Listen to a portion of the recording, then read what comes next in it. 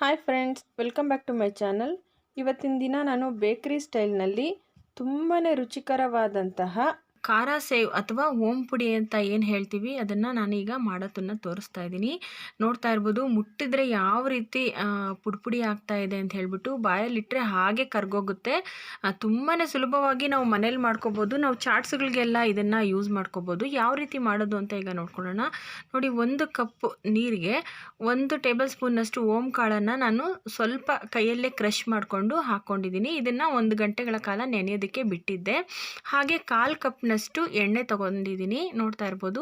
ಈಗ ಒಂದು ಮಿಕ್ಸಿ ಜಾರ್ನ ತೊಗೊಂಡು ಆ ಮಿಕ್ಸಿ ಜಾರ್ಗೆ ನಾವು ಓಂ ಕಾಳು ನೆನೆ ಹಾಕಿದ್ವಲ್ಲ ನೀರು, ಆ ನೀರನ್ನು ಫಿಲ್ಟ್ರ್ ಮಾಡ್ಕೋಬೇಕಾಗತ್ತೆ.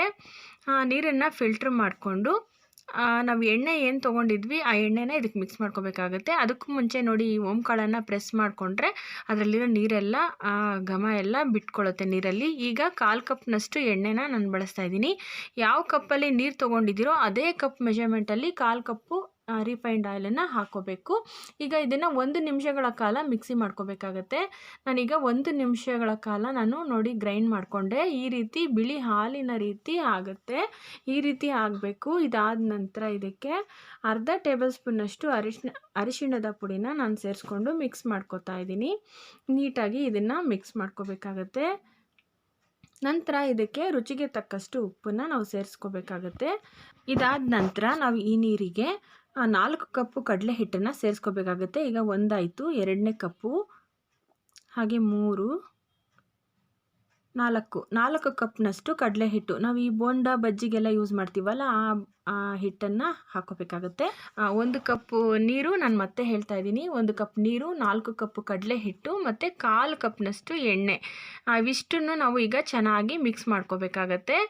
ಈ ಮೆಜರ್ಮೆಂಟ್ ಕರೆಕ್ಟಾಗಿರಬೇಕು.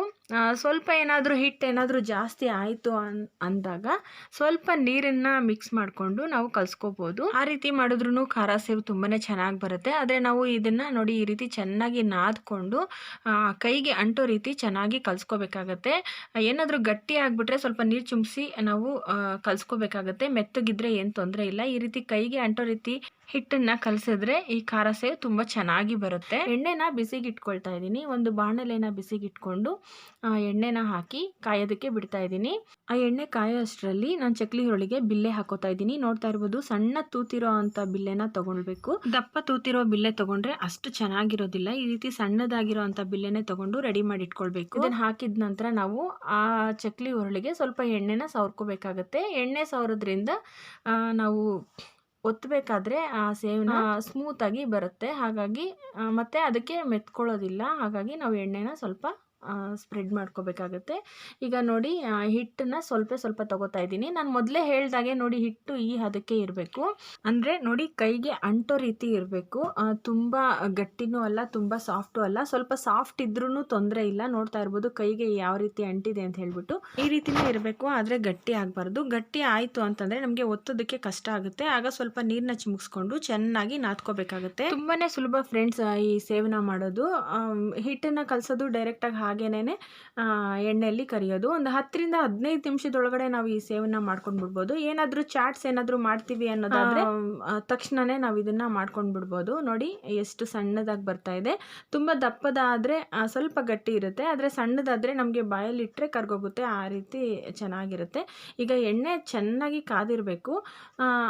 ನಾವು ಹಾಕಬೇಕಾದ್ರೆ ಪೂರ್ತಿ ಲೋ ಫ್ಲೇಮಲ್ಲಿ ಇಟ್ಟಿರಬೇಕು. ಈಗ ನೋಡಿ, ಈ ಖಾರ ಸೇವನ ಈ ರೀತಿಯಾಗಿ ರೌಂಡಾಗಿ ಒತ್ಕೋತಾ ಇದ್ದೀನಿ. ಈ ರೀತಿಯಾಗಿ ಜಾಸ್ತಿ ಮಂದವಾಗಿ ಮಾಡಬಾರ್ದು. ಒಂದು 2 ಲೇಯರ್ ಮಾತ್ರ ನಾವು ಇದನ್ನು ಒತ್ಕೋಬೇಕು. ಒತ್ಕೊಂಡು ಮೀಡಿಯಮ್ ಫ್ಲೇಮ್ ಇಟ್ಕೋಬೇಕು. ಉರಿನ ಮೀಡಿಯಮ್ ಫ್ಲೇಮ್ ಇಟ್ಕೊಂಡು ನೋಡಿ, ಜಾಸ್ತಿ ಹೊತ್ತು ಬಿಡೋ ಹಾಗಿಲ್ಲ. ಒಂದು 15ರಿಂದ 20 ಸೆಕೆಂಡ್ಗಳ ಕಾಲ ಬಿಟ್ಟರೆ ಸಾಕು. ಸ್ವಲ್ಪ ನೋಡಿ ಈ ರೀತಿ ಒಂದು ಸಾರಿ ತಿರ್ವಾಕೊಂಡು ಹಾಗೇ ತೆಗೆದುಬಿಟ್ರೆ ಸೇವ್ ತಯಾರಾಗಿರುತ್ತೆ. ಜಾಸ್ತಿ ಹೊತ್ತು ಬಿಟ್ಟರೆ ಅದು ತುಂಬ ಕೆಂಪಗಾಗೋ ಚಾನ್ಸಸ್ ಇರುತ್ತೆ. ನೋಡಿ, ಇಷ್ಟ ಆದರೆ ಸಾಕು. ತುಂಬಾ ಗರಿಗರಿಯಾಗಿರುತ್ತೆ. ನೋಡಿ, ಅಷ್ಟೊತ್ತಿಗೇನೆ ಅದು ಎಲ್ಲ ಫುಲ್ಲು ಕಟ್ಟಾಗ್ತಾ ಬರ್ತಾ ಇದೆ. ಅಷ್ಟು ಕ್ರಿಸ್ಪಿ ಆಗಿರುತ್ತೆ ಅದು.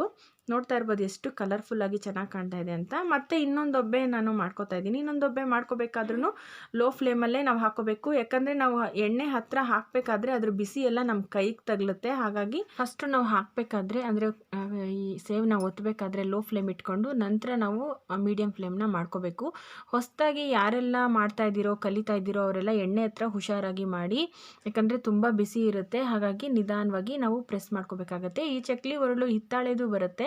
ನಿಮಗೆ ಯಾವುದು ಸುಲಭನೋ ಅದರಲ್ಲೇ ಈ ಹಿಟ್ಟನ್ನು ಹಾಕ್ಕೊಂಡು ಒತ್ತಿ ಈ ರೀತಿ ಸೇವ್ ಮಾಡ್ಕೊಳ್ಳಿ. ತುಂಬಾ ಸುಲಭವಾಗಿ ಆಗುತ್ತೆ. ನೋಡ್ತಾ ಇದ್ದೀರಲ್ಲ ಫ್ರೆಂಡ್ಸ್, ಎಷ್ಟು ಸುಲಭವಾಗಿ ನಾವು ಈ ಖಾರ ಸೇವನ್ನ ಮಾಡ್ಕೋಬೋದು ಅಂತ. ಮನೆಯಲ್ಲಿ ಪಾನಿಪುರಿ, ಬೇಲ್ಪುರಿ, ಈ ದಹಿ ಪುರಿ ಅಥವಾ ಚಿರುಮುರಿ ಮಾಡಿದಾಗ, ಇನ್ನೂ ಆ ಥರ ಚಾಟ್ಸ್ ಐಟಮ್ ಏನಾದರೂ ಮಾಡ್ತಾ ಇದ್ದಾಗ ತಕ್ಷಣವೇ ನಮ್ಗೆ ಬೇಕು ಅಂದಾಗ ಈ ರೀತಿ ಬಿಸಿ ಬಿಸಿಯಾಗಿ ಗರಿಗರಿಯಾಗಿ ಮಾಡ್ಕೊಂಡು ಬಿಡ್ಬೋದು. ತುಂಬಾ ಸುಲಭ. ಹಾಗೆ ನೋಡ್ತಾ ಇರ್ಬೋದು ಎಣ್ಣೆನೂ ಅಷ್ಟು ಕುಡಿತಾ ಇಲ್ಲ. ಗರಿಗರಿಯಾಗಿ ಎಷ್ಟು ಚೆನ್ನಾಗಿ ಕಲರ್ಫುಲ್ಲಾಗಿ ಕಾಣ್ತಾ ಇದೆ ಅಂತ. ನಿಮಗೆ ಇನ್ನೂ ಕಲರ್ ಚೆನ್ನಾಗಿ ಬರಬೇಕು ಅನ್ನೋದಾದರೆ ಫುಡ್ ಕಲರ್ ಯೂಸ್ ಮಾಡ್ಬೋದು. ಅದು ಫುಡ್ ಕಲರ್ ಆರೋಗ್ಯಕ್ಕೆ ಒಳ್ಳೆಯದಲ್ಲ ಅಂತ ನಾನು ಹಾಗೇ ಅರಿಶಿನ ಪುಡಿ ಹಾಕಿ ಮಾಡಿದ್ದೀನಿ. ಈಗ ನಾನು ಎಲ್ಲ ಒಬ್ಬೆ ಮಾಡ್ಕೊಂಡಿದ್ದಾಯಿತು. ಸ್ವಲ್ಪ ಕರಿಬೇವಿನ ಸೊಪ್ಪನ್ನು ಸಹ ನಾನು ಎಳೆ ಸಮೇತನೇ ಎಸಳು ಸಮೇತನೇ ಹಾಕ್ಕೊಂಡು ಕರೆದುಕೊಳ್ತಾ ಇದ್ದೀನಿ. ಹಾಗೆ ಕರೆದಿದ ನಂತರ ಈ ಸೇವ್ ಮೇಲೆ ಹಾಕ್ತಾ ಇದ್ದೀನಿ. ಎಷ್ಟು ಕಲರ್ಫುಲ್ಲಾಗಿ ಕಾಣ್ತಾ ಇದೆ ಅಂತ ನೀವು ನೋಡ್ಬೋದು. ಒಂದು ಸ್ವಲ್ಪ ಹಿಟ್ಟಿಗೆ ಎಷ್ಟೊಂದು ಸೇವ್ ಆಗಿದೆ ಖಾರ ಸೇವ್ ಅಂತ. ಇದನ್ನು ಒಂದು ಏರ್ ಟೈಟ್ ಬಾಕ್ಸಲ್ಲಿ ಹಾಕಿಟ್ಬಿಟ್ಟು ನಾವು 15ರಿಂದ 1 ತಿಂಗಳ ಕಾಲ ನಾವು ಯೂಸ್ ಮಾಡ್ಬೋದು. ಗಾಳಿ ಆಡದೆ ಇಟ್ಟರೆ 1 ತಿಂಗಳವರೆಗೂ ಸಹ ಇಡ್ಬೋದು. ಆದರೆ ಅಷ್ಟರೊಳಗಡೆ ಅದು ಖಾಲಿನೇ ಆಗಿಬಿಟ್ಟಿರುತ್ತೆ. ಇದನ್ನ ತಿಂತಾ ಇರಬೇಕು ಅನಿಸ್ತಾ ಇರುತ್ತೆ. ಮತ್ತು ಚಾಟ್ಸ್ಗಳಿಗೆಲ್ಲ ಯೂಸ್ ಮಾಡ್ಕೊಡ್ಬೋದು. ನಾನು ಈಗ ನೋಡಿ ಕಟ್ ಮಾಡಿ ತೋರಿಸ್ತಾ ಇದ್ದೀನಿ. ಎಷ್ಟು ಚೆನ್ನಾಗಿ ಗರ್ಗರಿಯಾಗಿದೆ ಅಂತ ಹೇಳ್ಬಿಟ್ಟು. ಮುಟ್ಟಿದ್ರೆ ಹಾಗೆ ಪುಡಿ ಆಗುತ್ತೆ. ಮಾಡೋದಕ್ಕೂ ತುಂಬಾ ಸುಲಭ. ನೋಡಿ ಎಷ್ಟು ಚೆನ್ನಾಗಿದೆ, ರುಚಿಯಾಗೂ ಸಹ ಇರುತ್ತೆ. ಖಂಡಿತವಾಗ್ಲೂ ಎಲ್ಲರೂ ಒಂದು ಸಾರಿ ಇದನ್ನು ಮಾಡಿ ನೋಡಿ. ನಿಮಗೆ ಇಷ್ಟ ಆಗುತ್ತೆ, ಆಶ್ಚರ್ಯನೂ ಸಹ ಆಗುತ್ತೆ. ಇಷ್ಟು ಸುಲಭವಾಗಿ ನಾವು ಮಾಡ್ಕೊಳ್ಬೋದಾ ಅಂತ ಹೇಳ್ಬಿಟ್ಟು. ಈಗ ನಾನು ತೋರಿಸ್ತಾ ಇದ್ದಾಗೆ ಖಂಡಿತವಾಗ್ಲೂ ಒಂದ್ಸರಿ ಟ್ರೈ ಮಾಡಿ ನೋಡಿ, ಹೇಗಿತ್ತು ಅಂತ ಕಮೆಂಟ್ ಮಾಡಿ. ಹಾಗೆ ನಿಮಗೆ ರೆಸಿಪಿ ಇಷ್ಟ ಆದರೆ ನಿಮ್ಮ ಫ್ರೆಂಡ್ಸ್ಗಳಿಗೆ ಶೇರ್ ಮಾಡಿ, ಲೈಕ್ ಮಾಡಿ, ಕಮೆಂಟ್ ಮಾಡಿ. ನಮ್ಮ ಚಾನಲ್ಗೆ ಸಬ್ಸ್ಕ್ರೈಬ್ ಆಗೋದನ್ನು ಮರಿಬೇಡಿ ಫ್ರೆಂಡ್ಸ್. ನಾನು ಈಗಾಗಲೇ ಖಾರ ಸೇವನ್ನ ಯಾವ ರೀತಿ ಮಾಡೋದು ಅಂತ ಬೇರೆ ವಿಧಾನದಲ್ಲಿ ಸಹ ತೋರಿಸಿದ್ದೀನಿ.